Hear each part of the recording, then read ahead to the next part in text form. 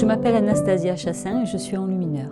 Alors le parcours est un peu particulier. Je n'ai pas été enlumineur toute ma vie. J'ai fait mes études comme tout le monde jusqu'au bac. Par la suite, j'ai fait une école d'infirmière. J'ai repris mes études à 38 ans. J'ai fait mon parcours classique à l'IFSI de Cannes. Et puis je suis devenue infirmière. J'ai beaucoup travaillé en bloc opératoire parce que c'était un petit peu ce qui me plaisait le plus. Et en faisant des recherches, parce que je faisais de la calligraphie à l'époque, je suis tombée sur des enluminures. J'ai fait un stage et il y a eu un moment où il a fallu prendre une décision.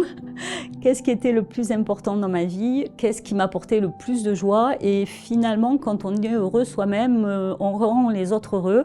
Donc j'ai commencé à me diriger vers le travail d'enlumineur plus précisément. Et progressivement, j'ai ralenti mon travail d'infirmière jusqu'à ne plus le faire. Pour créer une enluminure, il y a deux choses différentes. La création personnelle d'une enluminure ou alors la reproduction d'un manuscrit. Si on part sur une idée personnelle, il faut d'abord faire son dessin sur du papier. Ce dessin-là, une fois qu'il est déterminé, on le décalque sur le parchemin. Le parchemin, ce n'est pas du tout du papier, c'est de la peau d'animal. On ponce son parchemin avec du ponce de soie.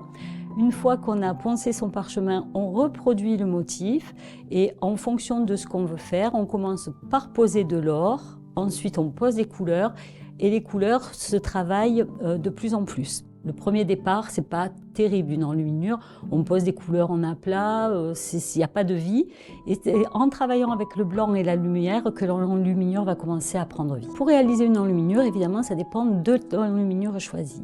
Si c'est un grand motif du XVe siècle, ça va prendre plusieurs mois, ça peut aller jusqu'à 1 an. Si c'est un tout petit motif qui représente une petite carte marine ou un tout petit personnage médiéval, ça peut prendre juste quelques heures. Dans une enluminure, il n'y a pas vraiment de technique différente. La technique va être différente en fonction de l'époque. Il est clair qu'une enluminure mérovingienne va complètement être différente d'une enluminure du XVe siècle. Il y a une évolution dans les pigments, la gamme va s'agrandir avec le temps. Il va y avoir aussi une évolution dans le motif, voire quelques motifs qui ne se feront plus d'une époque à l'autre. Donc le travail est de bien arriver à connaître l'époque dans laquelle on va travailler et à partir de là, d'adapter son travail en fonction de l'époque choisie. Je ne vais pas faire une enluminure carolingienne comme je vais faire une enluminure qui date du XVe siècle, clairement. C'est complètement différent. J'aime beaucoup les ukiyo-e qui sont des motifs japonais. Donc j'extrais d'un ukiyo-e qui est une scène de vie quotidienne, restons simples. J'extrais la personne, la dame qui me plaît le plus. Et ce que je me permets de faire, c'est de la cerner avec des motifs qui sont, eux, médiévaux. Donc on a une adaptation de 2 époques différentes et 2 lieux différents. L'ukiyo-e, c'est 17-18e. Et les marges que j'utilise en général, c'est entre le XIIe et le XIVe siècle. Alors moi j'ai un grand amour pour l'époque gothique parce que c'était une époque chatoyante. Il y a dans le gothique flamboyant, c'est pas pour rien qu'on l'appelle comme ça. Les couleurs sont très vives, les personnages sont un peu plus vivants et c'est chargé en couleurs. Peut-être encore plus que sur les autres époques. Moi, c'est celle que je préfère. Il y a plusieurs sortes de pigments. On les trouve dans les minéraux, donc dans les ocres, les terres, les oxydes, tout ce qui est terre. On les trouve dans les végétaux aussi et on les trouve dans les animaux aussi. À savoir que le pigment pourpre, par exemple, qui était utilisé énormément à l'époque carolingienne, est fait avec du murex. C'est un coquillage qui était dans la Méditerranée, qui a été éradiqué depuis parce que pour faire 1,5 g de pigment de pourpre, il fallait 12 000 murex. Voilà, une fois que le pigment est fait, il est broyé. On en a quelques exemples sur les étagères. Aujourd'hui, évidemment, on n'a pas les mêmes pigments qu'à l'époque médiévale. Certains sont très toxiques, donc on les a remplacés par des pigments plus actuels. Il y a quelque chose que j'aime particulièrement, ce sont les herbiers avec toutes les plantes et là c'est foisonnant. Et puis l'interprétation elle est des fois particulière parce que on reconnaît pas nécessairement la plante mais ça reste un milieu un peu onirique. Vraiment qui amène vraiment à la rêverie. Et puis j'ai un grand amour pour les bestiaires médiévaux. En fait, je donne des cours parce que j'ai eu pas mal de demandes là-dessus. Au départ, ce n'était pas du tout ce que je pensais faire. Et puis finalement, l'enluminure, il y a aussi la transmission. Ça amène quand même à une profondeur de réflexion. C'est un travail qui est très long, c'est un travail qui demande beaucoup de patience et de précision. Et ça permet de se recentrer sur soi et sur ce qu'on fait. À ce sujet-là, j'ai eu beaucoup d'élèves qui étaient dépressives et qui trouvaient un bien-être incroyable. Parce que ça les sortait de leur tristesse profonde et ça les recentrait sur quelque chose de beau et qu'elles étaient capables de faire. La plupart étaient des dames. Donner des cours à des enfants, c'est assez particulier.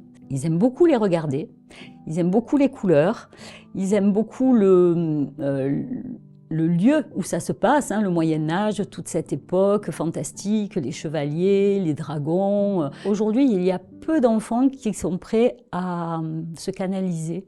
Il y a beaucoup d'étrangers qui viennent sur Tourette-sur-Loup, parce que c'est un village qui est assez connu malgré tout. Pas suffisamment pour nous, mais quand même assez connu. Et moi, je vends beaucoup d'enluminure à l'étranger.